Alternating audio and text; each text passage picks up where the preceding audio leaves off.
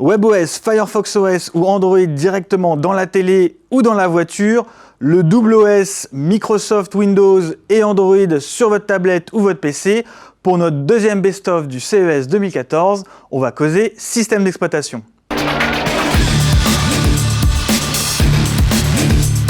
On l'avait annoncé ce matin dans notre vidéo Demandez le programme. Sans surprise, c'est bien Android qui mène la danse sur cette édition 2014.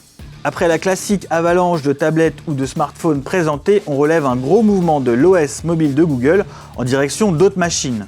La TV connectée a du mal à percer, notamment en France à cause des box internet des opérateurs. Philips a annoncé que la majorité de sa gamme TV tournera sous Android et les premières Ambilight arriveront avant cet été. Android dans la voiture, c'est pas complètement nouveau, mais la tendance devrait s'accélérer en 2014 avec l'Open Automotive Alliance.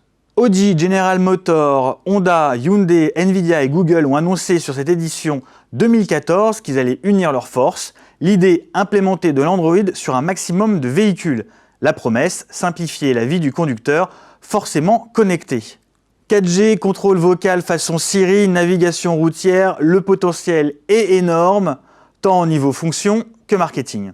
Android cannibalise tous les segments alors que le marché du PC conventionnel s'effondre. On a vu arriver le DualOS, d'abord au Computex et à l'IFA, et maintenant sur cette édition 2014 du CES par la voix même d'Intel.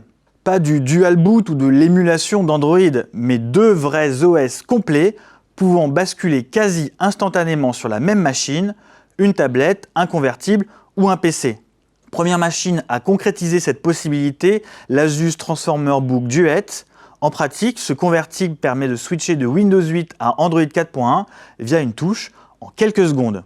Ce DualOS n'est pas une prouesse, Android est géré depuis un moment déjà sur les architectures x86, dont le vrai challenge pour Intel, c'est d'abord fédérer les fabricants tout en ménageant les susceptibilités de Microsoft. La promesse du DualOS, c'est assez sexy, du moins pour les tablettes convertibles, de la consultation avec de l'Android riche de nombreuses applications dédiées et conçues pour le tactile, et une machine de production avec du Windows 8.1 et les solutions solides de productivité de Microsoft.